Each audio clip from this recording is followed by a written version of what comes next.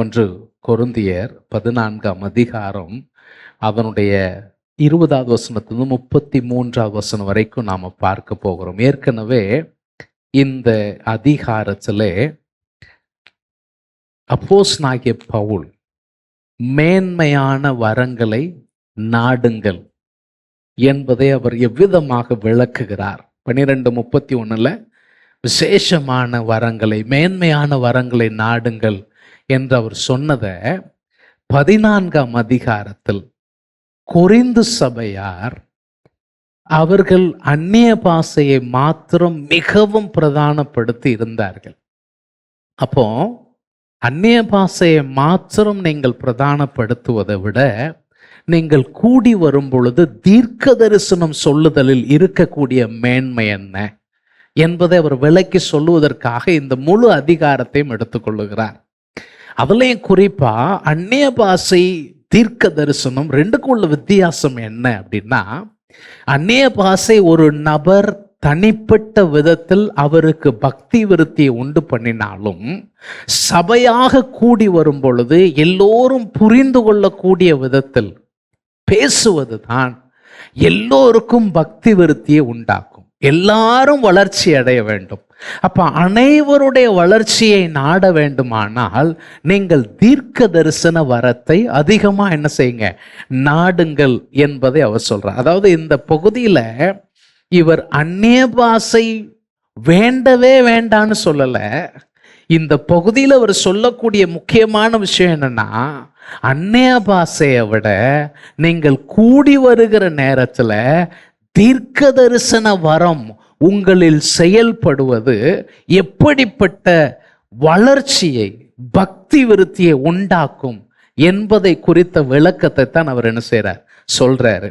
நம்ம 5 வசனங்களில் தீர்க்க தரிசன வரம் எந்த வகையில் மேன்மையானது என்பதை அவர் சொன்னதை பார்த்தோம்.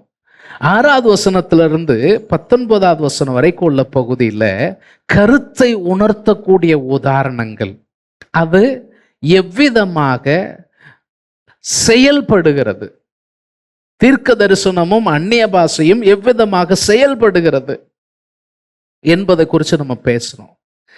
இன்றைக்கு நாம் அதன் தொடர்ச்சியாக 20வது வசனத்திலிருந்து 33வது வசனம் வரைக்கும், அதாவது ஆக்சுவலாக நம்ம அதை 25 வரைக்கும் உள்ள பகுதி இந்த அந்நிய பாஷை, தீர்க்க தரிசனம் இதனுடைய செயல்பாடுகளை சொல்லிட்டு 26லேருந்து 40 வரைக்கும் அந்த வரங்களை எப்படி ஒழுங்குபடுத்தணும் அப்படிங்கிறத குறித்து இன்ஸ்ட்ரக்ஷன்ஸ் கொடுத்துருக்கிறாரு. ஆனால் நாம் இன்னைக்கு என்ன செய்ய போகிறோம்னு சொன்னால், நம்ம மொத்தமாக 20லேருந்து 40 வரைக்கும் கொண்டு போக முடியாது என்பதனால 20லேருந்து 33 வரைக்கும் உள்ள வசனங்களை நாம் இன்னைக்கு என்ன செய்ய போகிறோம், கவனத்தில் எடுத்துக்கொள்ள போகிறோம். சரி, இப்போ நம்ம ஒவ்வொரு வசனமாக நம்ம வாசிக்கும் பொழுதே அதற்கான விளக்கத்தை நான் அப்படி சொல்லிட்டு போக விரும்புகிறேன். 20வது வசனத்தை பாருங்களேன். சகோதரரே நீங்கள் புத்தியிலே குழந்தைகளாய் இராதேயுங்கள். நீங்க குழந்தைகளாய் இராதேயுங்கள். சொல்லுங்க, எதுல குழந்தையா இருக்கக்கூடாது? புத்தியில என்னவா இருக்கக்கூடாது? குழந்தைகளா இராதேயுங்கள்.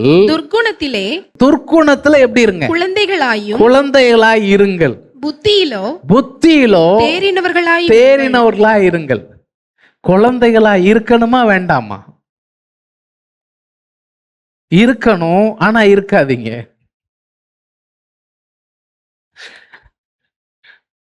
வேதத்துல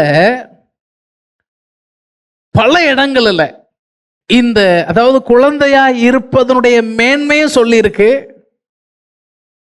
ஆனா வளர்ச்சி என்று வரக்கூடிய சூழல்ல பின்தங்கி விடக்கூடாது என்பதை என்ன செஞ்சிருக்கு, சொல்லியிருக்கு. இயேசுநாதர் சொல்றாரு, நீங்கள் மனம் திரும்பி குழந்தைகளை போல ஆகலன்னா எங்க போக முடியாது? பரலோக ராஜ்யத்துல பிரவேசிக்க முடியாது. அதனால நீங்க குழந்தைகளை போல என்ன செய்யணும், மாற வேண்டும். அப்ப குழந்தை என்ன செய்யுது? குழந்தை சொன்னதெல்லாம் நம்பும். குழந்தை அப்படியே தன்னுடைய பெற்றோரை என்ன செய்யும், அவங்கள சார்ந்துதான் என்ன செய்யுது, இருக்கு. அப்ப அந்த குழந்தைக்குள்ள வர பேகேஜ் எதுவும் கிடையாது. அந்த குழந்தைக்கு பெற்றோர் என்னதை ஃபீட் பண்றாங்களோ அது அந்த குழந்தைக்குள்ள என்ன செய்யுது, இருக்கு. அப்ப நான் தேவ சமூகத்துல வரும்போது எப்படி வரணும், தாவீது சொல்லுவாரு, பால் மறந்த அந்த குழந்தைய போல என்னுடைய மனசை நான் அப்படியே அமர பண்ணினேன் நம்முடைய சன்னிதானத்தில். அது ஒரு அற்புதமான ஒரு செயல். தகப்பன் என் கூட இருக்கிறார், தாய் என் கூட இருக்கிறாங்க, தாயினுடைய அரவணைப்பு எனக்கு இருக்கிறது என்று சொல்லி அந்த குழந்தை எவ்வளவாய் அந்த தாயினுடைய அரவணைப்புல அப்படியே நிம்மதியா இருக்குதோ, அந்த மாதிரி குழந்தை மாதிரி நம்ம தேவ சமூகத்துல தேவனுடைய அரவணைப்புல இருக்க வேண்டியது அவசியம். அதுக்கு குழந்தையா இருக்கலாம். ஆனா புத்தியில, வளர்ச்சியில, ஏன்னா இந்த அதிகாரம் முழுவதும் வளர்ச்சி சம்பந்தமா தான் பேசிட்டு வர்றார், கட்டி எழுப்பப்படுவது சம்பந்தமா தான் பேசிட்டு வர்றார். அப்ப அந்த கட்டி எழுப்பப்படக்கூடிய வகையில நீங்க எப்படி இருக்கக்கூடாது? குழந்தைகளா இருக்கக்கூடாது. இதே அதிகாரத்துல, இதே புஸ்தகத்துல 3ஆம் அதிகாரத்துல இவர்களை நீங்க குழந்தைகளா இருக்கிறீங்கன்னு திட்டுறாரு. 3ஆம் அதிகாரம் முதல் 2 வசனத்துல பாத்தீங்கன்னா, மேலும் சகோதரரே, நான் உங்களை ஆவிக்குரியவர்கள் என்று எண்ணி உங்களுடனே பேசக்கூடாமல் மாம்சத்துக்குரியவர்கள் என்றும். நீங்க யார் மாதிரி இருக்கிறீங்க? ஆவிக்குரியவங்க மாதிரி இல்ல, மாம்சத்திற்குரியவர்கள் என்று எண்ணி கிறிஸ்துவுக்குள் எப்படிதான் இருக்கிறீங்க? குழந்தைகள் என்றும் எண்ணி பேச வேண்டியதாயிற்று. நீ இன்னும் குழந்தையாவே இருக்கு, கிறிஸ்துவுக்குள் நீங்கள் இன்னும் வளரவே இல்லை. ஏன் அப்படி சொல்றாரு? உங்களுக்கு பலன் இல்லை, உங்களுக்கு போஜனம் கொடாமல் பாலை குடிக்க கொடுத்தேன். ஆமா, நீங்க இன்னமும் மாம்சத்திற்கு உரியவர்களா இருக்கிறபடியால் இப்பொழுதும் உங்களுக்கு பலன் இல்லை. தொடர்ந்து பிரச்சனை சொல்றாரு. என்ன பிரச்சனை? பொறாமை இருக்கு, வாக்குவாதம் இருக்கு, பேதகம் உங்களுக்குள் இருக்கிறபடியால் இதெல்லாம் தான் உங்களை என்னவா வச்சிருக்கு? குழந்தையா வச்சிருக்கு. அப்போ இதெல்லாம் குழந்தைத்தனம். பொறாமை, வாக்குவாதம், பேதகம், இதெல்லாம் உனக்கு வேண்டாம் அப்படின்னு அங்க சொல்றார். இங்க சொல்லுகிறார், புத்தியில எப்படி இருங்க? குழந்தைகளா இருக்காதீங்க. ஆனா எதுல குழந்தைகளா இருங்க? துர்க்குணத்திலே குழந்தைகளாய் இருங்கள். அப்புறம் அப்படின்னா என்ன அர்த்தம்? துர்க்குணம் செய்கிறதுக்கு ரொம்ப விவரம் வேண்டாம். கெட்டது செய்யறது விவரமா கெட்டது செய்யறாங்க அப்படின்னு செய்யக்கூடாது, வேண்டியதில்லை, அது நமக்கு அவசியம் இல்லை. நல்ல விஷயத்துல, புத்தியில நீங்க எப்படி இருக்கணும்? தேறினவர்களாய் இருக்க வேண்டும் என்பதை அவர் சொல்றார். சொல்லிட்டு அடுத்து அந்த 21வது வசனத்திலிருந்து 25வது வசனம் வரைக்கும் உள்ள பகுதியில உங்க சபை கூடி வருகிற நேரத்துல நீங்க அந்நிய பாஷையில பேசிட்டு இருக்கும் போது அறியாத ஒரு நபர், அவிசுவாசியான ஒரு நபர் வரும் பொழுது அவர் ரெஸ்பான்ஸ் எப்படி இருக்கும்? நீங்க தீர்க்க தரிசனம் சொல்லும் போது அவர் ரெஸ்பான்ஸ் எப்படி இருக்கும்? அப்படிங்கிற விஷயத்தை தான் என்ன செய்றார்? பேசுறார். நீங்க 21வது வசனத்தை பாருங்க. மறுபாஷைக்காரராலும் மறு உதடுகளாலும் இந்த ஜனங்களிடத்தில் பேசுவேன், இந்த ஜனங்களிடத்தில் பேசுவேன், ஆகிலும் அவர்கள் எனக்கு செவி கொடுப்பதில்லை என்று கர்த்தர் சொல்லுகிறார் என்று வேதத்தில் எழுதி இருக்கிறதே. எங்க எழுதி இருக்கு? வேதத்தில் எழுதி இருக்கு.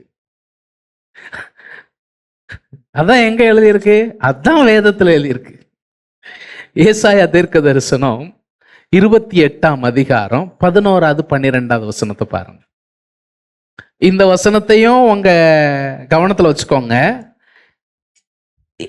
இந்த வசனத்தை தான் அவர் இங்க சொல்றார். ஏசாயா 28, 11, 12 தான் இங்க 1 கொரிந்தியர் 14 21 வசனத்துல அவர் சொல்லி இருக்கிறார். என்ன சொல்றாரு பாருங்க. பரியாச உதடுகளினாலும். என்ன உதடு? பரியாச உதடுகளினாலும் அந்நிய பாஷையினாலும் இந்த ஜனத்தோட பேசுவார். இதுவே நீங்கள் இளைத்தவனை இளைப்பாற பண்ணத்தக்க இளைப்பாறுதல்.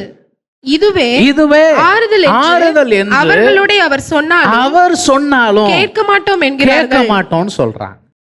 என்ன சொல்ல வரார்? என்ன சொல்ல வரார்?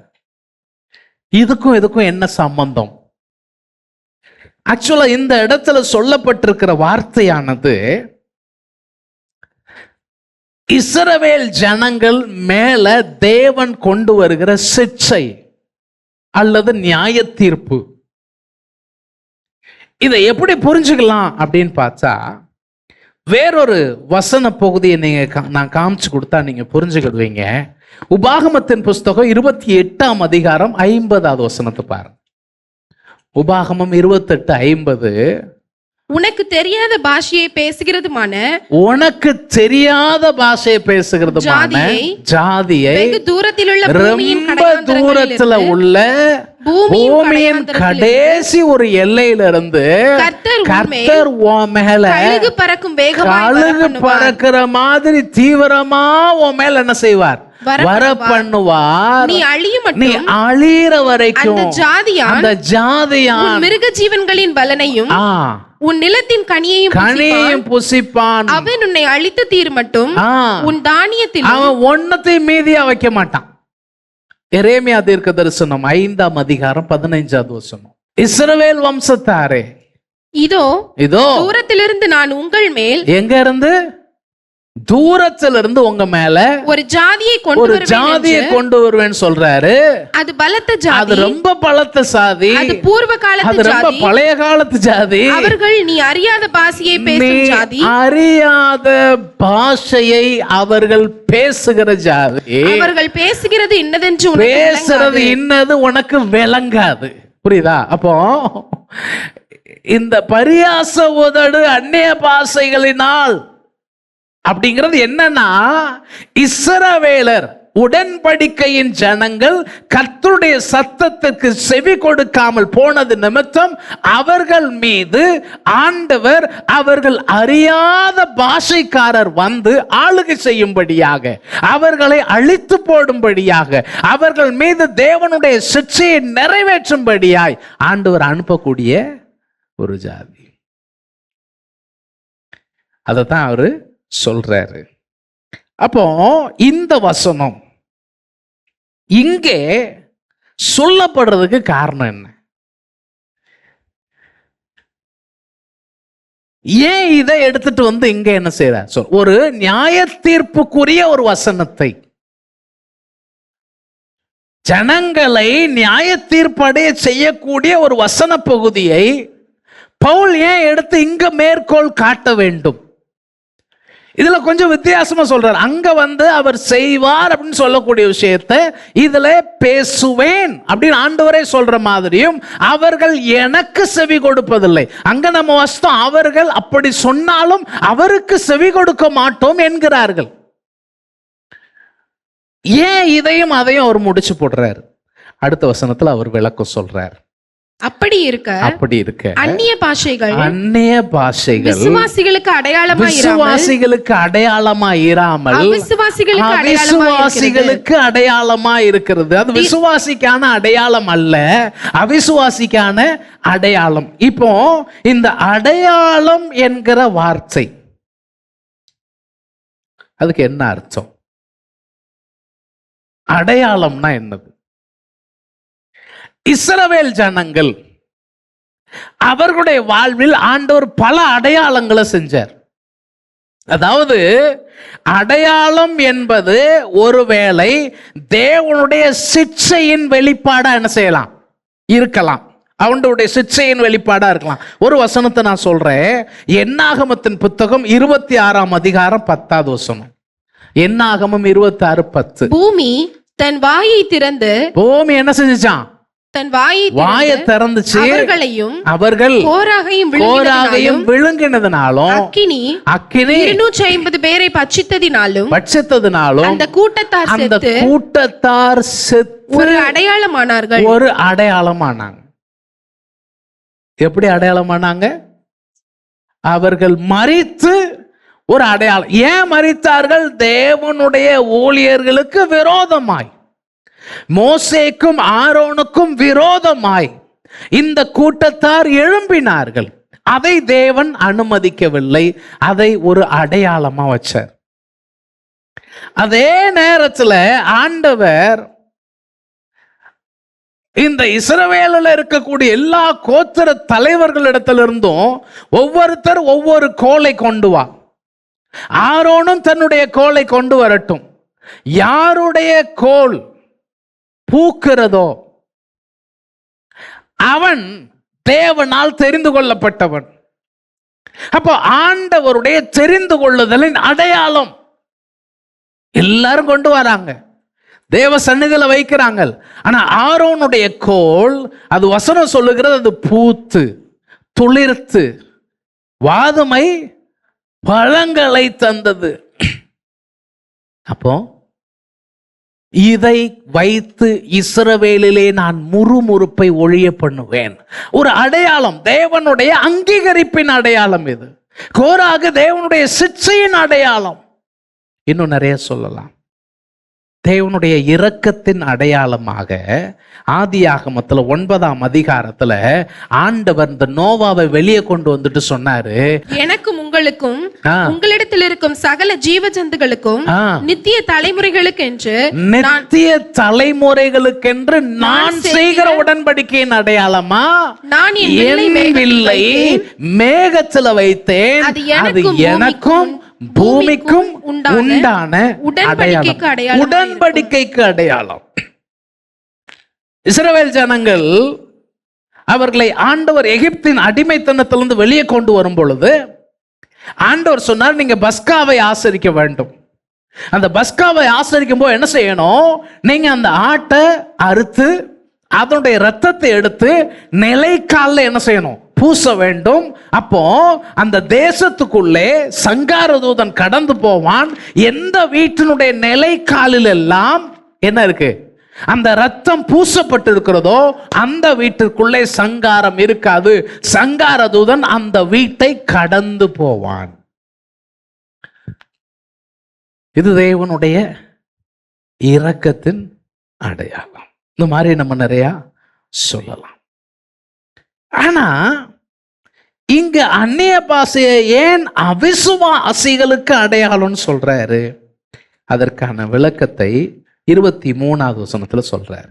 ஆகையால் சபையார் எல்லோரும் ஏகமாய் கூடி வந்து எல்லோரும் அந்நிய பாஷைகளிலே பேசிக் கொள்ளும் போது கல்லாதவர்களாவது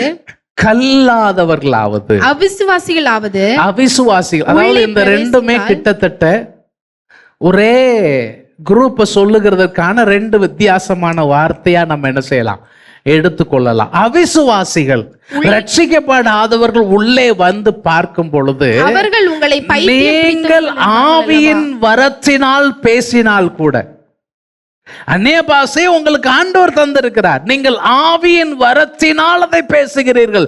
ஆவியானவர் அருளின அந்த அருளின்படியே நீங்கள் பாஷைகளை பேசுகிறீர்கள்.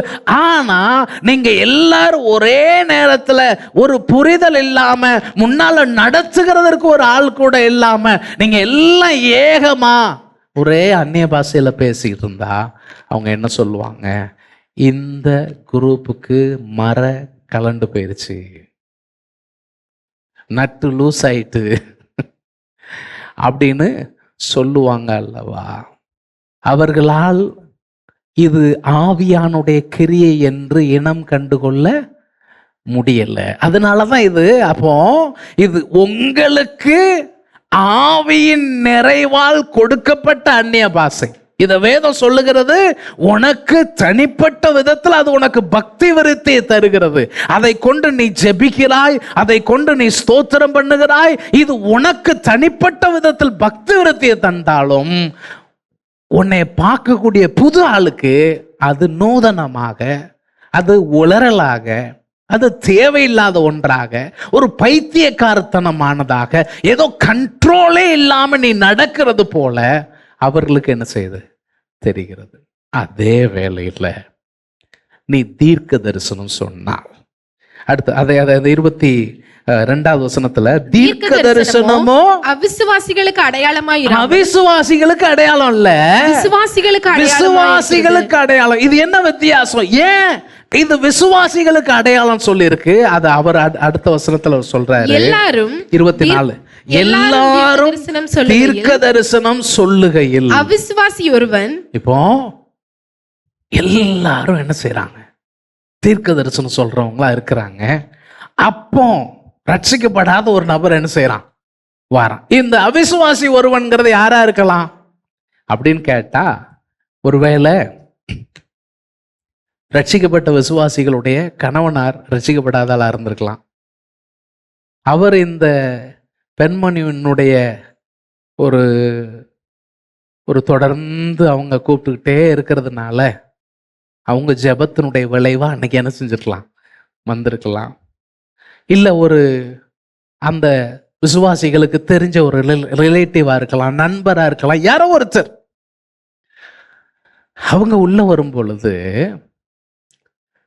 தீர்க்க தரிசனம் சொல்லுகிறவர்களால் அவன் எல்லாராலும் உணர்த்து வைக்கப்படுவான். அதாவது அந்நிய பாஷை என்ன செய்யல, உணர்த்துகிறதாக இல்லை. ஏன்னா அந்த அந்நிய பாஷை புரியவில்லை. பேசுகிறவருக்கும் புரியல, கேட்கிறவருக்கும் என்ன செய்யல, புரியல. ஆனால் தீர்க்க தரிசனத்தினுடைய முதல் வேலை இந்த இடத்துல சொல்ற, தீர்க்க தரிசனம் என்ன வேலையை பார்க்குதுன்னு சொன்னா உணர்த்து வைக்கிறது. உணர்த்துதல் அப்படின்னா என்னது? உணர்த்து வைக்குதல் அப்படின்னா என்னது? எபேசியருக்கு எழுதின நிருபம் 5ஆம் அதிகாரம். இந்த வார்த்தையை எப்படி எல்லாம் மற்ற வசனங்கள்ல பயன்படுத்தி இருக்கிறாங்க அப்படிங்கிறத நீங்க பார்த்தீங்கன்னா இந்த வார்த்தையினுடைய அர்த்தம் புரிஞ்சுக்கிடுவீங்க. எபேசியர் 5:11-13 வரைக்கும் உள்ள வசனம். கனியற்ற அந்தகார கிரியைகளுக்கு உடன்படாமல் அவைகளை கடிந்து கொள்ளுங்கள். இந்த பின்பகுதி இருக்கு பாருங்க, கடிந்து கொள்ளுங்கள். அதுதான் உணர்த்து வைத்தல். கனியற்ற அந்தகார கிரியைகளுக்கு உடன்படாமல் அவைகளை கடிந்து கொள்ளுங்கள். அவர்களால் ஒளிப்படத்தில் செய்யப்படும் கிரியைகள் அதை எங்க செய்யறாங்கன்னு கேட்டீங்கன்னா, அந்த கனியற்ற செய்கை ஓப்பன்ல செய்யறது இல்ல, மறைவிடத்தில் செய்யப்படுகிறது, ரகசியமா செய்யப்படுகிறது, எல்லாருக்கும் தெரியற மாதிரி செய்யப்படுறது கிடையாது. மறைவிடத்தில் ஒளிப்படத்தில் செய்யப்படும் கிரியைகளை வெளியே சொல்றதே அவலட்சணமா இருக்கிறதே. இது என்ன ஆகுது? இப்ப என்ன சொல்றாரு? இது அவ்வளவு யோக்கியமான விஷயமா, வெளியே பேசுறதுக்கு லட்சணமான விஷயமா இல்ல. யோசித்து பாருங்களேன், சில நேரங்கள்ல நம்முடைய தவறுகள் என்பது வெளியே தெரியும் போது, இல்ல நம்ம குடும்பத்துல ஒருத்தங்க ஒரு தவறு செய்து விட்டாங்க அப்படிங்கிறது வெளியே தெரியும் போது நம்ம என்ன சொல்றோம்? நமக்கு ஒரு பெரிய தலை குனிவாக நம்ம என்ன செய்யறோம், உணர்வு. நமக்கு ஒரு பெரிய அவமானம். நம்ம குடும்பத்துடைய பேரை இந்த பையன் கெடுத்துட்டானே, நம்ம குடும்பத்துடைய பேரை இந்த பொண்ணுக்கு எடுத்துட்டாலே, நம்மளை ரொம்ப கேவலப்படுத்திட்டானே, எல்லாருக்கும் முன்னால நம்மளை அசிங்கப்படுத்திட்டானே, எல்லாருக்கும் முன்னால நம்மளை தலைகுனிய வச்சுட்டானே சொல்றோம் இல்லையா? இப்போ தீர்க்க தரிசனம் என்ன செய்யுமா? வந்திருக்கிற நபரை, எப்பா நீ செய்து கொண்டிருக்கிற காரியம் உனக்கு அவலட்சணத்தை கொடுக்கக்கூடிய காரியமா இருக்கு, நீ உன்னைய மாற்றிக்கொள்ள வேண்டும் என்கிற உணர்த்துதல். தீர்க்கதரிசனம் என்னத்தை செய்து?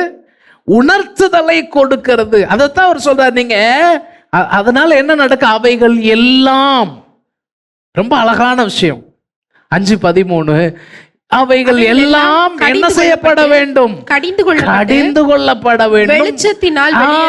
வெளிச்சத்தினால என்னதாகுதுங்க? வெளியரங்கமாகுது. என்ன வெளிச்சம்? ஆவியானவரால் உண்டாகிற உணர்த்து வைக்கப்படுதல். அந்த வெளிச்சம். மகனே, நீ இந்த குறிப்பிட்ட தவறில் இருந்து கொண்டிருக்கிறாய், இந்த காரியத்தினால் நீ பாதிக்கப்பட்டு கொண்டிருக்கிறாய், இந்த காரியமெல்லாம் உன்னை ஆண்டவர் விட்டு தூரமா வச்சிருக்கு, நீ ஆண்டவருக்கு மிகவும் பிரியமான நிலையில் வாழ்கிறதற்கான வாய்ப்பு இருக்கிறது, உன் தவறுக்கான காரணம் இதுதான் அப்படின்னு உணர்த்துதலை உண்டு பண்ணுகிற வேலையில வசனம் சொல்லுது, வெளிச்சத்தினால் வெளியரங்கமாகும். வெளியரங்கமாக்குகிறதெல்லாம் வெளிச்சமா இருக்கிறது. ஒண்ணு தெரிஞ்சுக்கோங்க, ஒருவேளை நம்ம வாழ்க்கையில ஏதோ நம்முடைய தவறுகள் வெளிப்படுத்தப்பட்டு அது நமக்கு அசிங்கமா தெரியுதுன்னு நீங்க நினைக்காதீங்க. அது வெளிப்படுத்தப்படுகிறது நமக்கு நல்லது என்பதை புரிஞ்சுக்கோங்க. ஏன்னு சொன்னா அது நம்மை வெளிச்சத்திற்கு நேரே கொண்டு வந்து விடுகிறது. ஒரு ஆமென் சொல்லுங்க. நாம வெளிச்சத்தின் பிள்ளைகள், நாம இருளுக்குரியவர்கள் அல்ல. நாம ரகசியமாய் தேவனுக்கு பிரியமில்லாத ஒரு வாழ்க்கைக்குள் வாழ்ந்து கொண்டிருக்க வேண்டும் என்பது தேவனுடைய நோக்கம் அல்ல. That's not for which God called you. ஆண்டவர் உங்களை அழைத்தது நீங்க அவர் நேம், அவர் பெயருக்கு புகழ் சேர்க்கும் விதமாக. அப்போ அவர் பெயருக்கு எது புகழ சேர்க்கும்னா வெளிச்சத்தில் வாழ்வது தான் புகழ சேர்க்கும். அந்தகாரத்தில் தெரியாம ரகசிய பாவங்களில் நான் வாழ்ந்து கொண்டிருந்தால் அது அவர் பேருக்கு என்னத்தை சேர்க்காது? புகழ சேர்க்காது. இப்ப நம்ம பிள்ளைங்க இருக்கிறாங்க, நமக்கு தெரியாம ஏதோ தவறுகளை பண்றாங்க. நமக்கு தெரிஞ்சிச்சுன்னா என்ன நினைப்பாங்க? ஐயோ நம்ம அம்மா அப்பாவுக்கு தெரிஞ்சிருச்சே. அப்ப அவங்க மனசை நம்ம அப்போ ஆனா ஆண்டவருக்கு அப்படி கிடையாது. ஆண்டவருக்கு எல்லாமே தெரியும். ஏன்? அவருக்கு முன்னால மறைபொருள் என்பது ஒண்ணுமே கிடையாது. அதைத்தான் அவர் சொல்றார். அப்போ தெய்வம் என்ன செய்யறாருன்னு சொன்னா, இப்படி ரட்சிக்கப்படாத ஒரு நபர் உள்ள வரும்போது தீர்க்க தரிசனத்தின் மூலமாக அவர்கள் வாழ்க்கையின் நேராக ஒரு உணர்த்துவிக்கப்படுதல் என்ன செய்யுது? உண்டாகிறது. தொடர்ந்து பாருங்க. இதே மாதிரி இன்னும் நிறைய வசனங்கள் சொல்ல முடியும்.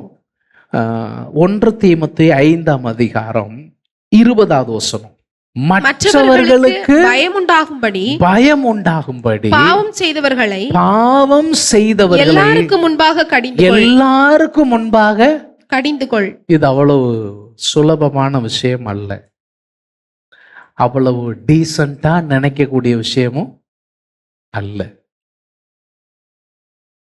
யோசித்து பாருங்களேன். தவறு செய்த ஆட்களை எல்லாருக்கும் முன்னால கண்டிச்சா அதை எல்லாரும் ஏத்துக்கிடுவாங்களா? சொல்லுங்க. அப்ப ஏன் இப்படி சொல்லிருக்கு?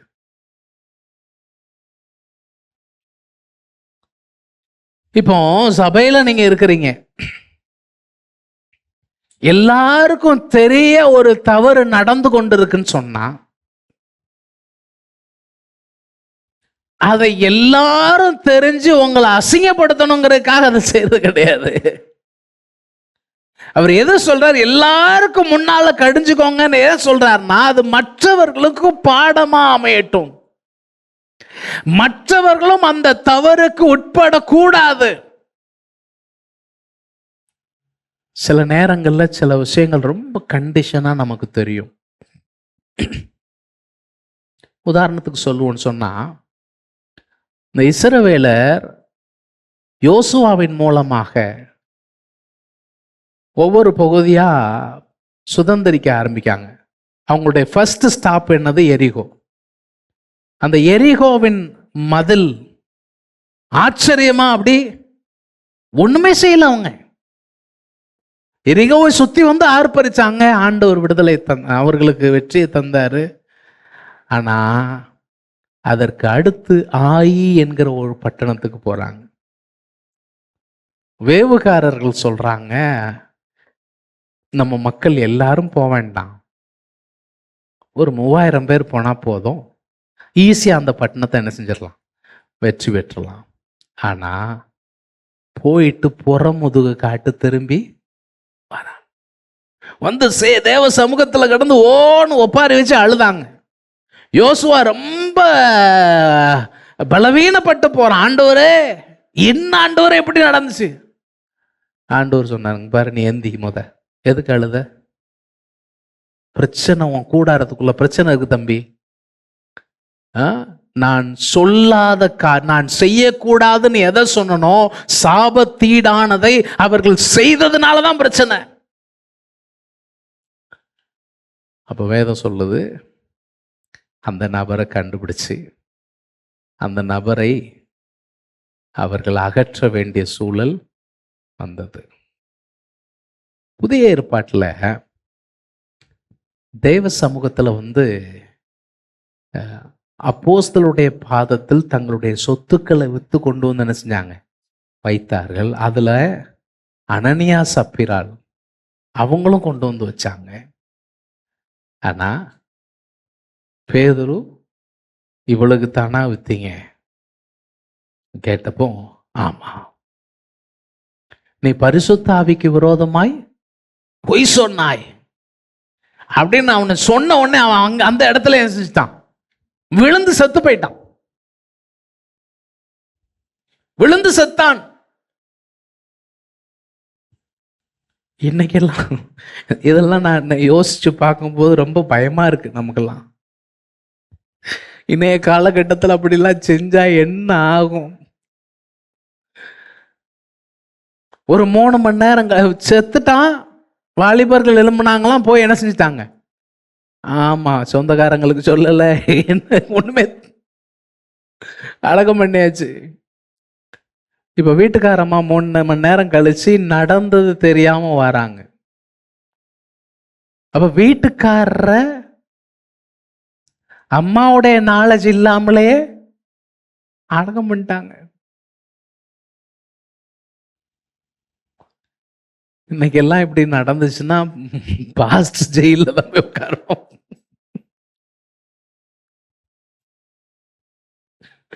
நல்லாதான் என் வீட்டுக்காரர் போனாரு, போனவரை ஆமா ஆட்கொணர்வு மனு போட்டுருவாங்க.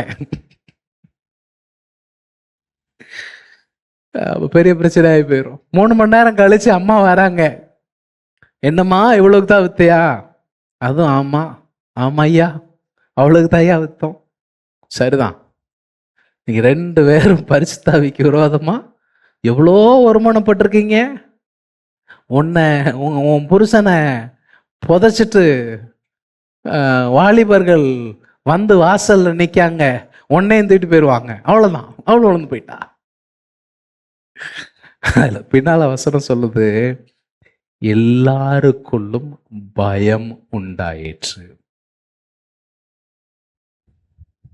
அதாவது பயம் நல்லது, எதிர்காலத்தை குறிச்ச பயம்தான் கெட்டது. கர்த்தருக்கு பயப்படுகிற பயம் நல்லது. சில நேரங்கள்ல நாம பப்ளிக்ல உணர்த்த வேண்டிய காரியத்தை உணர்த்துவது நம்முடைய நன்மைக்காகத்தான். அது என்னைக்குமே எனக்கு அது தீமையா என்ன செய்யாது, அமையாது. ஏன்னா வெளிச்சத்தினாலே வெளியரங்கமாக்கப்படுகிறது, அது ஆசீர்வாதம்.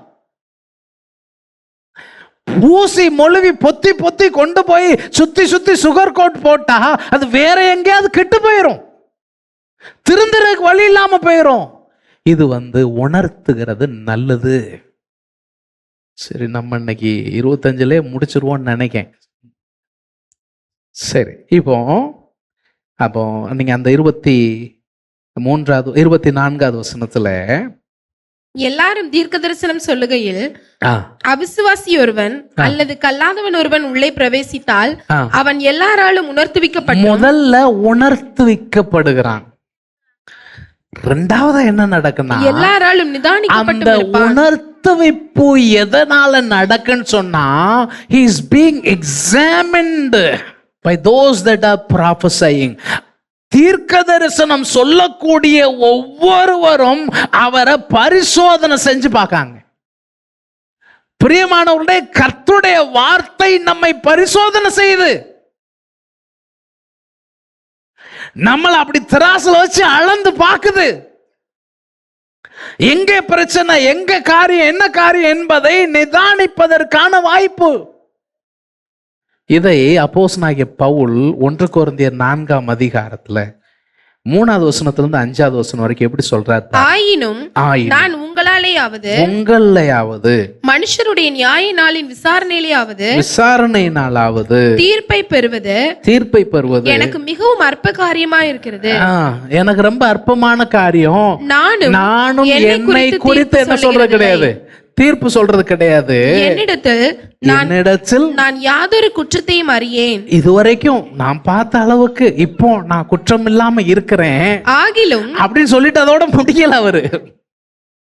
என்னைய மாதிரி யோக்கியம் யாரும் உண்டா அப்படின்ட்டு அவர் என்ன செய்யல, இல்ல என்னத்துல ஒண்ணும் தெரியல, ஆனாலும் அதனாலே நான் நீதிமான் ஆகிறது இல்லை, என்கிட்ட குற்றம் இல்லை என்பதனால் நான் நீதிமான் இல்ல, எனக்காக இயேசு ரத்தம் சிந்தினார் என்பதை நான் நம்பினதுனால நான் நீதிமான். என்னை நியாயம் விசாரிக்கிறவர் கர்த்தரே ஆனதால், அதனால கர்த்தர் வரும் அளவும் நீங்கள் காலத்துக்கு முன்னால எதை பத்தி என்ன செய்யாதீங்க, தீர்ப்பு சொல்லாதீங்க. பின்பகுதி தான் முக்கியம். இருளில் மறைந்திருக்கிறவைகளை அவர் வெளியரங்கமாக்கி, அவர் என்ன செய்வாரா சொல்லுங்க, எல்லாரும் சொல்லுங்க. மறைஞ்சிருக்கிறத அவர் வெளியரங்கமாக்கி இருதயங்களின் யோசனையை வெளிப்படுத்துவார். அப்பொழுது அவனவனுக்குரிய புகழ்ச்சி, எல்லாருக்குரிய புகழ்ச்சி தேவனால் உண்டாகும். ராமன் சொல்லுங்களேன், எனக்கான புகழ்ச்சி எங்க இருந்து உண்டாகணும்? இது எதனால நடக்குன்னு சொன்னா, பை வே ஆஃப் எக்ஸாமினிங், பரிசோதனை செய்து பார்க்கிறது. நிதானிக்கப்படுதல் அப்படிங்கிற வார்த்தை அங்க பயன்படுத்துறாங்க. ஒவ்வொருவரால உணர்த்து வைக்கப்படுதல், ஒவ்வொருவரால நிதானிக்கப்படுதல். இந்த உணர்த்துவிப்பும் நிதானிப்பும் என்னத்தை செய்யுது அப்படின்னு பார்த்தா, அந்த 14ஆம் அதிகாரத்துல பின்பகுதியில் சொல்லி இருக்கிறது, அவனுடைய இருதயத்தின் அந்தரங்கங்கள் வெளியரங்கமாகும். அதாவது 1 கொரிந்தியர் 4:5 சொன்ன அதே காரியத்தை தான் இங்க சொல்றாரு. அவன் இருதயத்தின் அந்தரங்கங்கள் என்ன ஆகுமா? வெளியரங்கமாகும். அவன் முகங்குப்புற விழுந்து, அப்ப அவன் என்ன செய்வான் தெரியுமா? அப்படியே சாஷ்டாங்கமா விழுந்து தேவனை பணிந்து கொண்டு, தேவனை பொழுது கொண்டு, தேவன் மெய்யாய் உங்களுக்குள்ளே இருக்கிறார் என்று நான் என்னமோ ஏதோன்னு வந்தேன், என் வீட்டுக்காரம் அங்க போறாளேன்னு நான் வந்தேன், என் வீட்டுக்காரங்க வாராரேன்னு நான் வந்தேன், என் ஃப்ரெண்டுங்க வந்திருக்கிறான் நல்லா சொல்லுதான் நானும் வந்தேன். ஆமையா, உண்மையிலே உங்க மத்தியில யார் இருக்கா? தேவன் இருக்கிறார். இது எதனால நடக்கு? உணர்த்துவிப்பு, நிதானிப்பு. இதனால் என்ன நடக்கிறது? அவனுடைய இருதயத்துல மறைஞ்சிருக்கிற விஷயம், அவன் இருதயத்தின் அந்தரங்கம் வெளியரங்கமா. நான் இந்த காலகட்டங்களில் நான் இதுக்காக ஜெபம் பண்ணிட்டு இருக்கிறேன். ஆண்டவரே, எங்களுடைய சபையில அப்பா உம்முடைய வெளிப்பாடுகள் உண்டாக வேண்டும், தீர்க்க தரிசனங்கள் உண்டாக வேண்டும். முதல் நூற்றாண்டு திருச்சபையில எப்படியெல்லாம் சபையில் தேவனுடைய வெளிப்பாடு, ஆவியானுடைய செயல்பாடு இருந்ததோ அதை போல இன்றைக்கும் இருக்க வேண்டும். வருகிறவர்கள் ஆண்டவர் நம் மத்தியில் இருக்கிறார் என்பதை அவர்கள் என்ன செய்யணும்? அறிக்கை செய்ய வேண்டும், அறிக்கை செய்ய வேண்டும். இந்த முகம் குப்புற விழுந்து அறிக்கை செய்கிறது என்பது, அந்த பணிந்து கொள்ளுதலை குறித்து பைபிள் பல இடங்களில் சொல்லியிருக்கு. யூதர்களுடைய ஆராதனையின் மிக முக்கியமான ஒரு பகுதி, அவங்க சாஸ்தாங்கமா முகங்குப்புற விழுந்து என்ன செய்யறது? பணிந்து கொள்வது என்பது தான். நீங்க உதாரணம் சொல்லுவோன்னு சொன்னா, ஆதியாகமம் 17ஆம் அதிகாரம் 3வது வசனத்துல ஆபிரகாம் தேவ சமூகத்துல முகம் குப்புற விழுந்து என்ன செஞ்சானா? வணங்கினானா. தேவன் அவனோடு கூட பேசினார். இந்த லேவியர் ஆகமத்துல 9ஆம் அதிகாரத்துல 23வது 24வது வசனத்துல ஆரோனையும் அவன் குமாரரையும் பரிசுத்தப்படுத்தி தேவனுடைய ஊழியத்திற்காக அவர்களை பிரதிஷ்டை செய்து அவர்களுக்காக பலி செலுத்தின உடனே வசனம் சொல்லுகிறது, அந்த ஜனங்கள் எல்லாரும் மோசேயும் ஆரோனும் ஆசரிப்பு கூடாரத்துக்குள் பிரவேசித்து வெளியே வந்து ஜனங்களை ஆசீர்வதித்தார்கள். அப்பொழுது கர்த்தருடைய மகிமை, பாத்தீங்களா, கர்த்தருடைய மகிமை சகல ஜனங்களுக்கும் என்ன செஞ்சுச்சு? காணப்பட்டது. எப்படி அந்த மகிமை வந்துச்சுங்கிறத எக்ஸ்பிளைன் பண்றாங்க. ஆண்டவருடைய சன்னிதானத்துல இருந்து என்ன வந்துச்சான்? அக்கினி புறப்பட்டுச்சான். பலிபீடத்தின் மேல இருந்த சர்வாங்க தகன பலியும் கொழுப்பையும் எரித்து விட்டு, அதாவது எலியா ஒரு காரியம் சொல்றான் பாருங்க, ஒரு சவால் விடுறான் பாருங்க. அக்கினியினால் பதிலளிக்கிற தேவனே தேவன். அது சரியான ஒரு சவால்.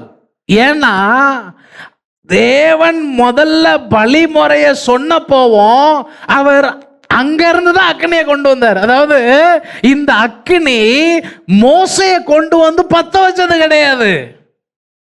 இது தேவ சந்நிதியிலிருந்து வந்த அக்கினி. அது சர்வாங்க தகன பலியும் கொழுப்பையும் எரித்து விட்டது. ஜனங்கள் எல்லாம் எப்படி இருக்கும் பாருங்க, பலி செலுத்திட்டு இருக்கிறாங்க, திடீர்னு அக்கினி வந்து அதை பட்சித்து போட்டா எப்படி இருக்கும்? ஜனங்கள் எல்லாரும் அதை கண்டபோது ஆரவாரித்து முகம் குப்புற விழுந்தார்கள். இன்னும் நிறைய விஷயங்கள் சொல்லிக்கிட்டே போகலாம். தேவனுடைய கோபாக்கினை வெளிப்படுகிற பொழுது மோசே, ஆரோன் இவர்கள் எல்லாம் முகம் குப்புற விழுந்து ஜெபம் பண்றாங்க. ஆண்டவருடைய கோபாக்கினை தீரும்படியாக பரிந்து பேசுகிற பரிசுத்தவான்கள், எசேக்கியேல் தீர்க்கதரிசி, மோசே போன்றவர்கள் எல்லாம் அவர் சமூகத்தில் முகம் குப்புற விழுந்து ஜெபிக்கிறார்கள்.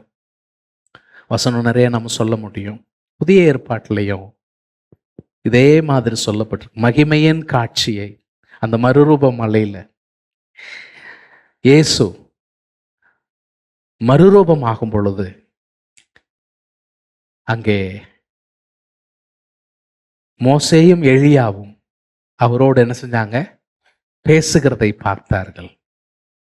அப்போ நம்மாளு சொல்றாரு, பேதுரு, ஆண்டவரே இங்க இருக்குது, இங்கேயே தங்கிடுவோம், ரொம்ப நல்லா இருக்கு, கீழெல்லாம் என்ன செய்ய வேண்டாம், போக வேண்டாம், மலையில இருந்துருவோம், மகிமையா இருக்கு.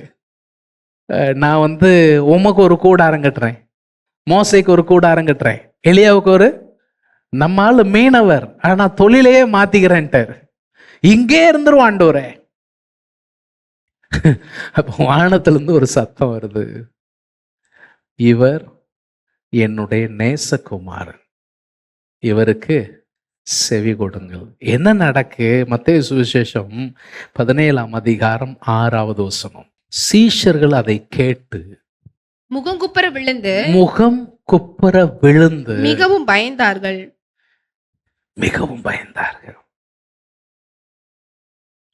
கெத்செமனே தோட்டத்துல இயேசு ஜெபம் பண்றாரு.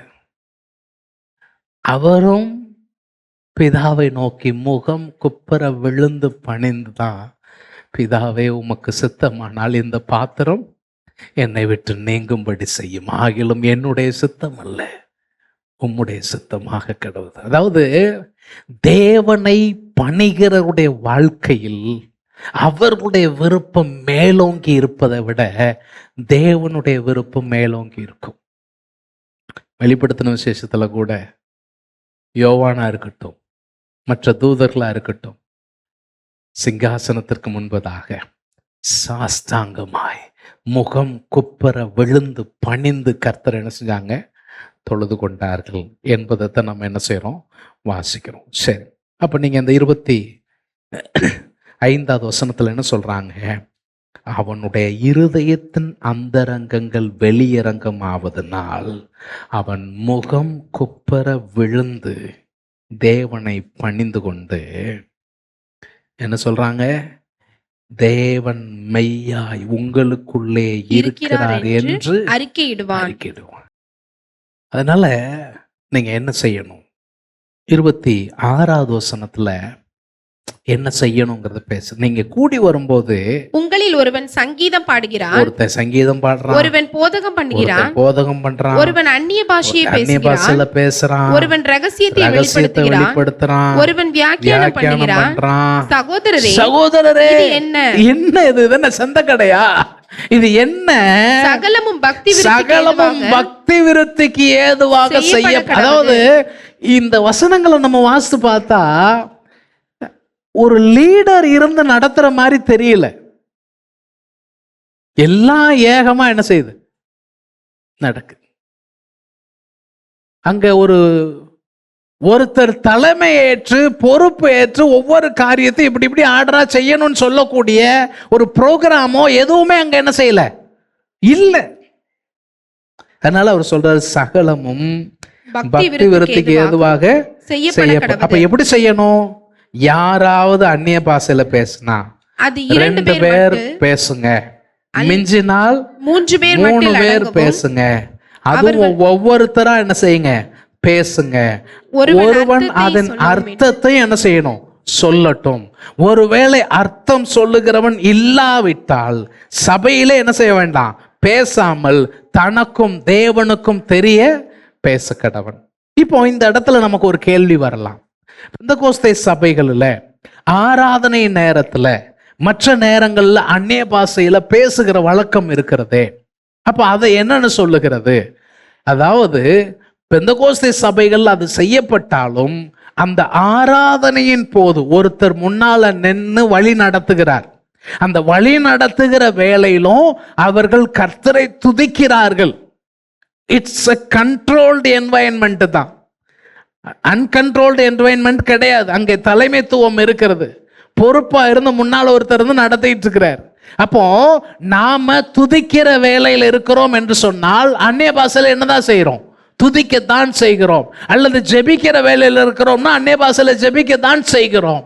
அதுலயும் ஒரு கண்ட்ரோல்டு என்வைரன்மெண்ட்ல இருக்கிறதுனால அதை நாம இப்படி பிரிச்சு சொல்லணுங்கிற அவசியம் இல்லை. அன்றைக்கு அந்த சபையில ஒரு தலைமையா ஒருத்தர் இருந்து செய்த மாதிரி எந்த ஒரு குறிப்பும் இல்லை என்பதுதான் அங்க என்ன செய்யுது பிரச்சனை. இதுல இன்னொரு விஷயம் என்னன்னா, எங்கேயுமே அந்த கல்லாதவன் அவிசுவாசி உங்க செட்டப்ல இருக்கும் போதுதான் அவன் அப்படி யோசிப்பான் அப்படிங்கிறது சொல்லியிருக்கு. ஆனா இங்க இருக்கிற எல்லாருமே விசுவாசிகள் தான். விசுவாசிக்கிற நம்ம எல்லாம் அந்நிய பாஷையின் வரம் இருக்குது என்பதை நம்ம என்ன செய்றோம், நம்புறோம், அதை ஏற்றுக்கொள்ளுகிறோம். அப்ப நம்ம ஏற்றுக்கொள்ளுகிறவர்கள் விசுவாசிக்கிறவர்கள் இருக்கிற நேரத்தில் நம்ம பேசுறது ஒண்ணு என்ன செய்யுது, தவறு இல்லை. நாம ஜெபம் முழுசும் அந்நிய பாஷையிலே பேசி ஆராதனை முழுசும் அந்நிய பாஷையிலே செஞ்சுட்டு அப்படியே நம்ம உங்களை வீட்டுக்கு அனுப்புறது கிடையாது இல்லையா? அப்போ அங்கே அதை தொடர்ந்து நம்ம பக்தி விருத்திக்கு தேவையான அனைத்து விஷயங்களும் செய்யப்படுகிறது. சரி, அப்ப அடுத்து சொல்றாரு, அர்த்தம் சொல்லுகிறவன் இல்லாவிட்டால் சபையில பேசாமல் தனக்கும் தேவனுக்கும் தெரிய பேச கடவன் சொல்லிட்டு தீர்க்கதரிசிகள் 2 பேராவது 3 பேராவது பேசலாம், மற்றவர்கள் என்ன செய்யட்டும். இது ரொம்ப முக்கியமான வார்த்தை. தீர்க்க தரிசனம் என்ன செய்யப்படணும், நிதானிக்கப்பட வேண்டும். என்ன நிதானம்? இதே இதுல மேல சொல்லியிருக்கு, எல்லாராலும் உணர்த்துவிக்கப்படுதல், எல்லாராலும் நிதானிக்கப்படுதல், இருதயத்தின் அந்தரங்கம் வெளிப்படுகிறது. இதுதான் தீர்க்க தரிசனத்துடைய வேலை. அப்புறம் சொல்லியிருக்கு அதுலயே 3வது வசனத்துல, தீர்க்க தரிசனம் சொல்லுகிறவன் அவன் மனுஷருக்கு பக்தி விருத்தி புத்தி ஆறுதல் உண்டாக பேசுகிறான். அப்போ இதைத்தான் நிதானிக்கணும். ஒருவர் தீர்க்க தரிசனம் சொல்லுகிறது என்பது அது இந்த அடிப்படையிலானதா இருக்கிறதா, பக்தி விருத்திக்கு ஏதுவானதா இருக்கிறதா இல்லையா, தேவன் அதை தான் சொல்லி இருக்கிறாரா, வசனத்துக்கு ஒத்து இருக்கிறதா இல்லையா என்பதை என்ன செய்யணும், நிதானிக்க வேண்டியது அவசியம். அடுத்து சொல்லியிருக்கு, இப்படி 2-3 பேர் சொல்லிட்டு இருக்கிற நேரத்திலேயே அங்க வேறு ஒருத்தருக்கு ஆண்டவர் ஏதாகிலும் வெளிப்படுத்தினால் முந்தி பேசினவன் பேசக்கூடாது. என்ன சொல்றாரு, ஆண்டவர் எனக்கு ஒன்னு வெளிப்படுத்தி இருக்கிறார் அப்படின்ட்டு இன்னொருத்தர் சொன்னாங்கன்னா ஏற்கனவே பேசிட்டு இருந்தவங்க என்ன செஞ்சிடணும், நிறுத்திக்கிடணும். ஏன் 31வது வசனம், எல்லாரும் கற்கிறதற்கும் எல்லாரும் தேறுகிறதற்கும் நீங்கள் அனைவரும் ஒவ்வொருவராக தீர்க்க தரிசனம் சொல்லலாம். நோக்கம் என்ன, எல்லாரும் கற்க வேண்டும், எல்லாரும் தேர்ச்சி அடைய, எல்லோரும் தேர வேண்டும். சும்மா ஏதோ சர்ச்சுக்கு வந்தோம், வாரத்தில் ஒரு நாள் சர்ச்சுக்கு வரணும், ஆராதிக்கணும், போகணும், அப்படி இல்லை. சபை கூடி வருவதனுடைய நோக்கம் என்னன்னா, நம் எல்லோரும் வளருகிறதை நாம பார்க்கணும். சும்மா ஏதோ வாரம் ஏதோ போறோம் அப்படிங்கிறதுக்காக ஆராதனை கிடையாது. நீங்க உங்களுடைய வளர்ச்சி ரொம்ப முக்கியம். கிறிஸ்துவுக்குள்ள நீங்க கடந்த வாரம் இருந்த விட இந்த வாரம் நீங்க ஒரு படி மேல போகணும். ஆண்டவருக்கு அடுத்த காரியங்கள் இன்னும் இன்னும் இன்னும் இன்னும் என்கிற வாஞ்சை, ஒரு தாகம், ஒரு ஏக்கம் நம்ம ஒவ்வொருவருக்கும் இருக்கணும். ஒவ்வொருத்தரும் வளரணும், ஒவ்வொருத்தரும் தேர்ச்சி அடையணும் சொல்றாரு. தீர்க்கதரிசிகளுடைய ஆவிகள் தீர்க்கதரிசிகளுக்கு அடங்கி இருக்கிறது. இது அந்நிய பாஷை பேசுகிறவர்களுக்கும் பொருந்தும். ஆராதனையில சில நேரம் நடத்துறவங்க அவங்க என்ன சொல்றாங்களோ அதை கேட்டு தான் என்ன செய்யணும், பேசுறது பேசாதது இருக்கணும். இல்லை ஏதோ ஒன்று அவங்க சொல்ல வருவாங்க, அவங்க சொல்ல வரதே விடாம சிலர் என்ன செய்வாங்க, பாட்டுக்கு அந்நிய பாஷையில சத்தம் போட்டு பேசிட்டு இருப்பாங்க. அது இல்லை, நடத்துறவங்க அவங்க என்ன சொல்ல வராங்கங்கிறத நம்ம கேட்கணும். என்னால கண்ட்ரோலே பண்ண முடியல, அது துவக்கத்துல வேணா அப்படி இருக்கலாம். எப்பவுமே கண்ட்ரோல் பண்ண முடியலன்னா ஏதோ பிரச்சனை இருக்குன்னு அர்த்தம்.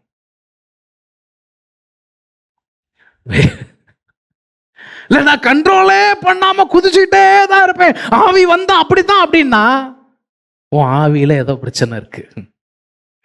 என்ன வசனம் சொல்லுது, தீர்க்கதரிசிகளுடைய ஆவிகள் அவங்களுக்கு என்ன செஞ்சிருக்கு, அடங்கி இருக்கிறது. கடைசியில சொல்றாரு, ஐயா நம்ம ஆண்டவர் கலகத்துக்கு தேவனாயிராமல் சண்டைக்கார தேவன் அல்ல, சமாதானத்துக்கு தேவனாய் இருக்கிறார், அமைதியின் தேவனாய் இருக்கிறார். நம் தேவன் கலகத்தின் தேவன் அல்ல, சமாதானத்தின் தேவனாய் இருக்கிறார். பரிசுத்தவான்களுடைய சபை எல்லாவற்றிலேயும் அப்படியே இருக்கிறது. அப்ப இந்த பகுதிகளில் அப்போஸ்தலனாகிய பவுல் என்ன சொல்றாரு, நீங்க எல்லாருமா சேர்ந்து எல்லோரும் தேறுகிறதற்கு, எல்லோரும் கற்கிறதற்கு ஏதுவாக தீர்க்க தரிசனத்தை மேன்மைப்படுத்துங்கள். அந்நிய பாஷையை விட தீர்க்க தரிசனத்தை அதிகமாய் மேன்மைப்படுத்துங்கள். ஆவியானவர் தருகிற வெளிப்பாட்டை அதிகமாய் மேன்மைப்படுத்துங்கள். இதனால் ஒவ்வொருவரும் உணர்த்துவிக்கப்படட்டும். இதனால் ஒவ்வொருவரும் அவருடைய இருதயத்தின் நினைவுகள் வெளியரங்கமாகட்டும், நிதானிக்கப்படட்டும். ஏன்? இது கர்த்தர் உன்னிடத்தில் இருக்கிறதனுடைய அடையாளமாய் இருப்பது மாத்திரமல்லாமல் எல்லோருடைய வளர்ச்சிக்கும் உதவிகரமாக இருக்கிறது. ஆகவே நாமளும் இதை வாஞ்சிப்போம், நாமளும் ஆண்டவர்கிட்ட கேட்போம். ஏன்னா வசனம் சொல்லுது, மேன்மையான வரங்களை நாடுங்கள் அப்படின்னு சொல்லியிருக்கு. இன்னைக்கு சிலர் இந்த ஆர்டர் முக்கியம், ஆர்டர் முக்கியம்னு சொல்லி அநேக நேரங்களில் இந்த ஆர்டரை முக்கியப்படுத்துகிறதுனால் ஆவியானவருடைய நடத்துதலையும் மட்டுப்படுத்திட்டாங்க. எல்லாத்தையுமே சாக்க போட்டு கெட்டி மூடிட்டாங்க. வரலாற்றில் இருந்த மிகப்பெரிய பிழை இதுதான். அது இன்னைக்கு தேவையில்லை. பைபிள் முழுமையானதுனால நம்ம இனிமே இந்த வரங்கள் எல்லாம் செயல்பட வேண்டிய அவசியம் இல்லை என்று சொல்லி நாமளா ஆண்டவருடைய செயல்களை ஒரு பாக்ஸ்ல போட்டு அடைச்சு வச்சிட்டோம். ஆம், இன்றைக்கு ஆவியானவர் வெளிப்படுத்துகிறான்னு சொல்லி பைபிளுக்கு புறம்பான ஒன்றை நான் சொன்னேன்னா அது தவறு. வரங்களினுடைய செயல்பாடுகள் அனைத்தும் வேதத்தினுடைய வசனத்தோடு ஒத்ததாகத்தான் இருக்கணும், அதுல மாற்று கருத்தே கிடையாது. ஆனா நான் இதை முக்கியப்படுத்துகிறேன் என்று சொல்லிவிட்டு ஆவியானவர் தொடர்ச்சியாக சபையில் செயல்படுகிற அந்த செயல்பாட்டை நான் ஒதுக்கி வைப்பது மிகப்பெரிய தவறு. அதனால நாம ஜெபிப்போம், நம்முடைய சபையில ஆவியானவருடைய வெளிப்பாடுகள், ஆண்டவருடைய வரங்கள், அது எதற்காக? நம் எல்லோருடைய வளர்ச்சிக்காக, எல்லோருடைய படிப்பினைக்காக அது செயல்படும்படியாய் நாம் ஆண்டவரை கேட்போம். ஆண்டவர் தாமே நம்மை ஆசீர்வதிப்பாராக. முழங்கால் படியிடுவோம், கர்த்தருடைய முகத்தை நோக்கி பார்ப்போம். அன்பின் ஆண்டவரே, இந்த நாளிலே நீர் எங்களோடு பேசி நம்முடைய நல்ல வார்த்தைகளுக்காக உமக்கு நன்றி. உம்முடைய வார்த்தையின் பிரசித்தம் எங்களுடைய வாழ்வை ஆண்டவரே உமக்கு நேராக்குவதாக. ஆவியானவருடைய செயல்பாடுகள் எங்களுடைய சபையில மகத்துவமாய் வெளிப்படுகிறதற்கு எங்களை விட்டு தருகிறோம் ஆண்டவரே. தகப்பனே, எங்களில் உம்முடைய வெளிப்பாடுகள் ஆண்டவரே, தீர்க்க தரிசன வார்த்தைகள் ஆவியானவர் மூலமாக ஆண்டவரே எங்களுடைய சபையில வெளிப்படுவதாக. அது ஜனங்கள் உணர்த்தப்படுவதற்கும் ஆண்டவரே ஜனங்கள் வாழ்வு பரிசோதனை செய்யப்படுவதற்கும் அவர்களில் அப்பா வளர்ச்சிக்கும் கற்றுக்கொள்ளுதலுக்கும் ஏதுவான விதத்துல கர்த்தர் செய்வீராக. எல்லாவற்றையும் ஆண்டவரே உம்முடைய அப்பா சித்தத்தின்படியே ஒழுங்கும் கிரமமாய் நடப்பிப்பதற்கு தேவையான சகல கிருபைகளையும் எங்களுக்கு தந்து எங்களை ஆசீர்வதியும். நீர் கலகத்தின் தேவன் அல்ல, நீர் சமாதானத்தின் தேவன். உம்முடைய பிள்ளைகளுடைய வாழ்வில் உம்முடைய சமாதானம் ஆண்டவரே, உம்முடைய அமைதி உம்முடைய பிள்ளைகள் ஒவ்வொருவரையும் நிரப்பட்டும். பிள்ளைகளை ஆசீர்வதித்து அனுப்பும். கிருபைக்கும் தேவ தயவுக்கும் பிள்ளைகளை அர்ப்பணிக்கிறோம். இயேசுவின் நாமத்தில் கேட்கிறோம். ஜெபம் கேளும் நல்ல பிதாவே. ஆமென், ஆமென்.